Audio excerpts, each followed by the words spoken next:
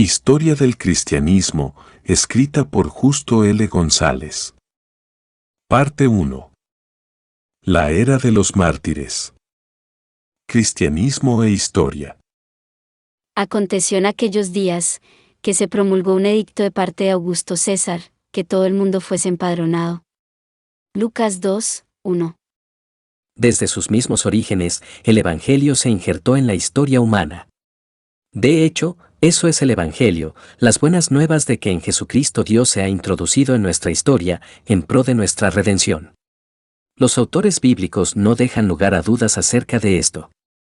El Evangelio de San Lucas nos dice que el nacimiento de Jesús tuvo lugar en tiempo de Augusto César, y, siendo Cirenio gobernador de Siria, Lucas 2:2. Poco antes, el mismo evangelista coloca su narración dentro del marco de la historia de Palestina, al decirnos que estos hechos sucedieron en los días de Herodes, rey de Judea, Lucas 1:5. El Evangelio de San Mateo se abre con una genealogía que enmarca a Jesús dentro de la historia y las esperanzas del pueblo de Israel, y casi seguidamente nos dice también que Jesús nació en días del rey Herodes, Mateo 2:1. Marcos nos da menos detalles, pero no deja de señalar que su libro trata de lo que aconteció en aquellos días, Marcos 1:9. El Evangelio de San Juan quiere asegurarse de que no pensemos que todas estas narraciones tienen un interés meramente transitorio, y por ello comienza afirmando que el Verbo que fue hecho carne en medio de la historia humana, Juan 1:14, es el mismo que era en el principio con Dios, Juan 1:2. Pero después todo el resto de este Evangelio se nos presenta a modo de narración de la vida de Jesús.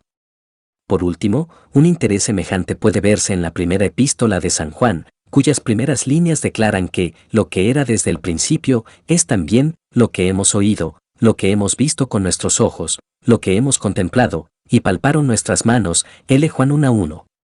Esta importancia de la historia para comprender el sentido de nuestra fe no se limita a la vida de Jesús, sino que abarca todo el mensaje bíblico. En el Antiguo Testamento, buena parte del texto sagrado es de carácter histórico.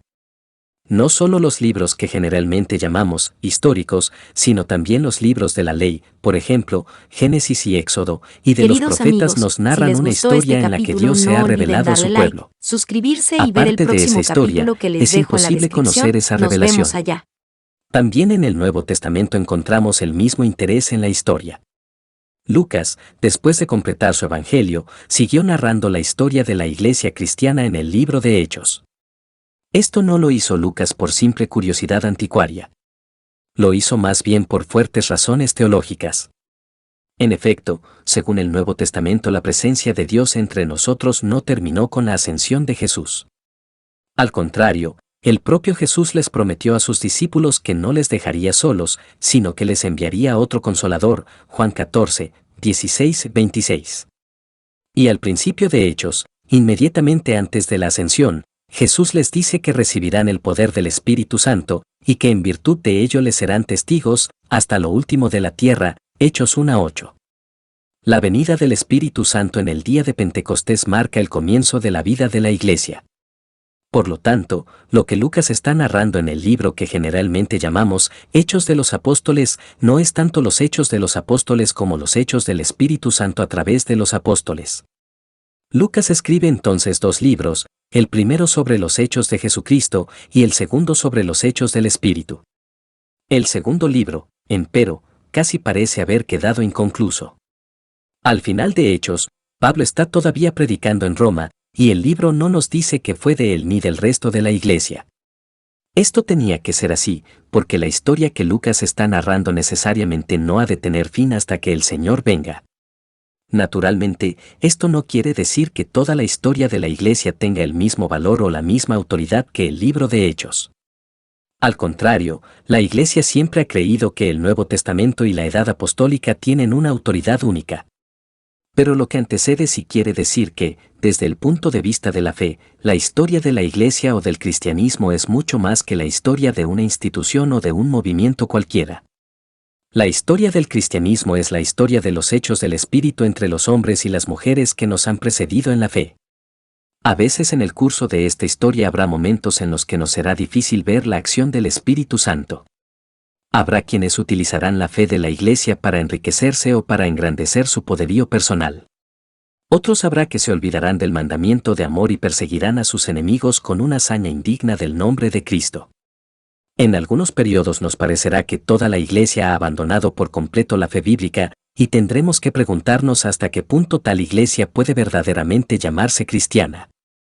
En tales momentos, quizá nos convenga recordar dos puntos importantes. El primero de estos puntos es que la historia que estamos narrando es la historia de los hechos del Espíritu Santo, sí, pero es la historia de esos hechos entre gentes pecadoras como nosotros. Esto puede verse ya en el Nuevo Testamento, donde Pedro, Pablo y los demás apóstoles se nos presentan a la vez como personas de fe y como miserables pecadores.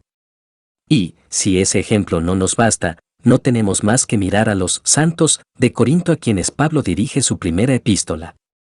El segundo punto que debemos recordar es que ha sido precisamente a través de esos pecadores y de esa iglesia al parecer totalmente descarriada que el Evangelio ha llegado hasta nosotros.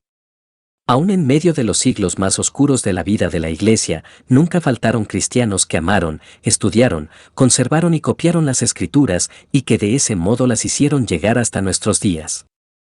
Además, según iremos viendo en el curso de esta historia, nuestro propio modo de interpretar las Escrituras no deja de manifestar el impacto de esas generaciones anteriores.